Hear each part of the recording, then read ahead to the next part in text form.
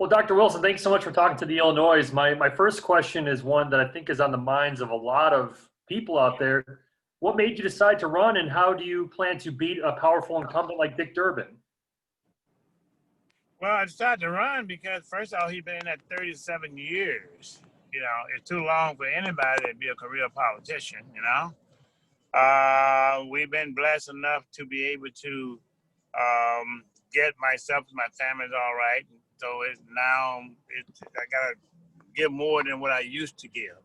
So I figured the best way to doing it in terms of equality and parity and stuff of that nature is get out here and run and try to bring, jobs and make corporations back to Illinois versus running them out of Illinois.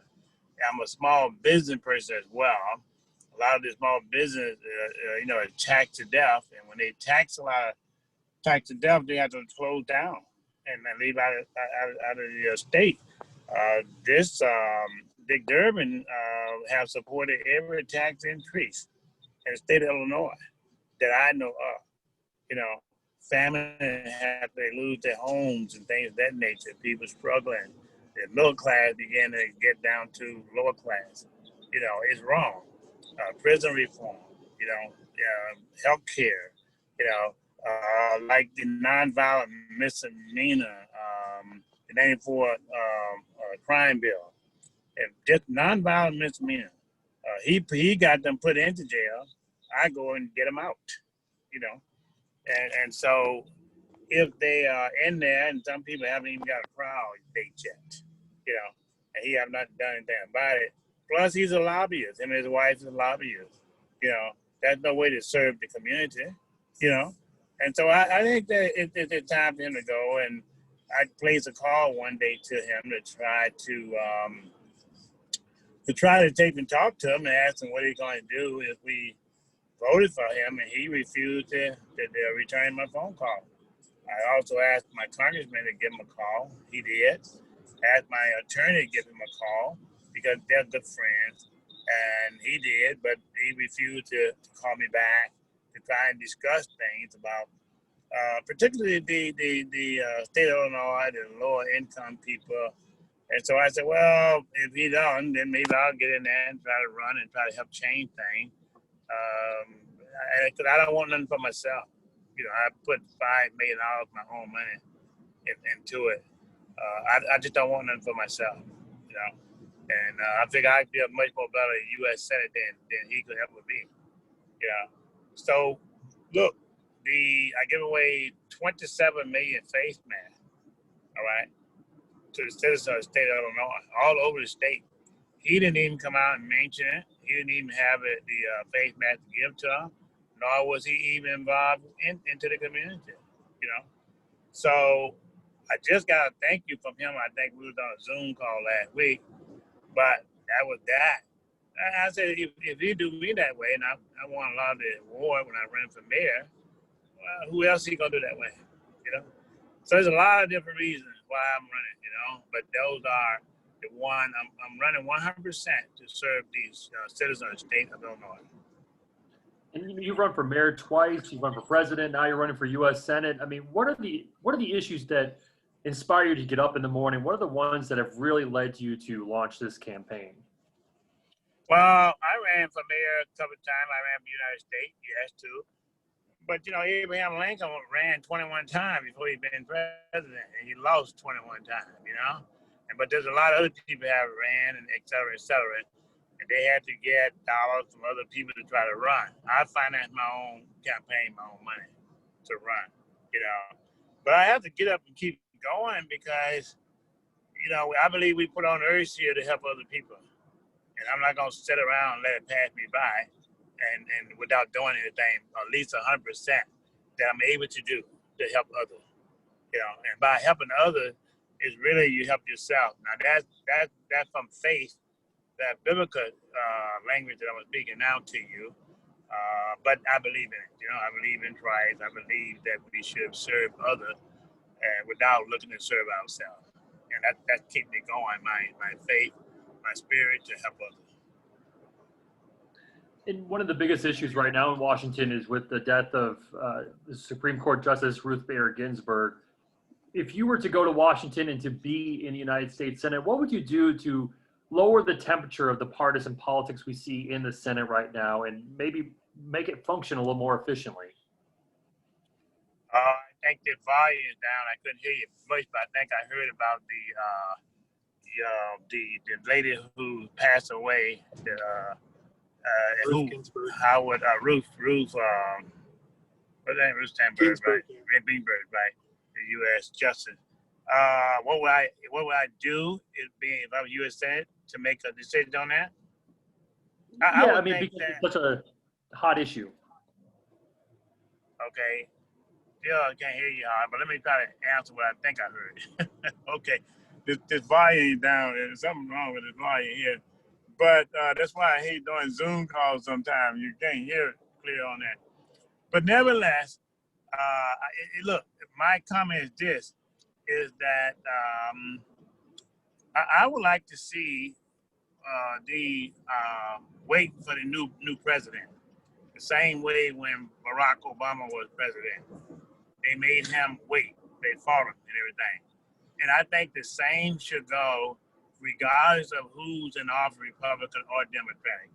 As you may or may not know, I'm running independent in my own party, right? Because the Democratic party in 2016, when I ran for president, wouldn't allow me to get on a numbers of different ballots. Mississippi, they wouldn't allow me to get on there. I had to take it to the Supreme Court. One day before the election, they made Mississippi Supreme Court made the Democratic Party put me on the ballot. They wouldn't allow me to even get on that after all the money that we spent there, you know. And we spent a lot of money in the Democratic Party. Wouldn't allow me on in South Carolina.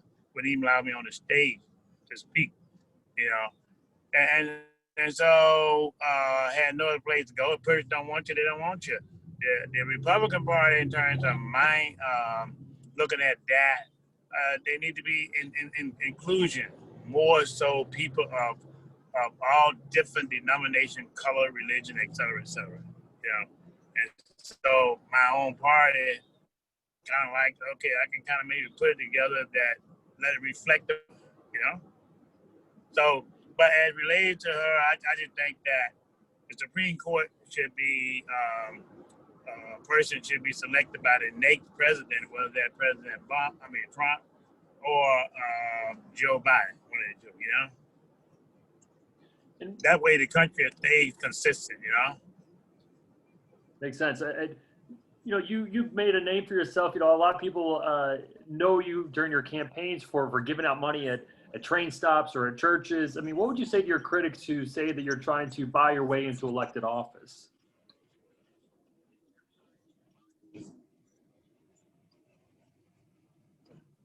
Wait a minute. Put your hand like this, and it'll, because the speaker is here. You can put your hand behind, you might be able to hear better. Ask that question one more time for me. You made a name for yourself on the campaign trail, giving out money to people at churches, at train stops. I mean, what would you say to your critics who feel that you're trying to buy your way into elected office? Well, if you look back to 1994, the front page article, not 1985, the front page article on the Wall Street Journal. You go to my wealth site. I've been giving away, you know, millions and millions of dollars all during those times.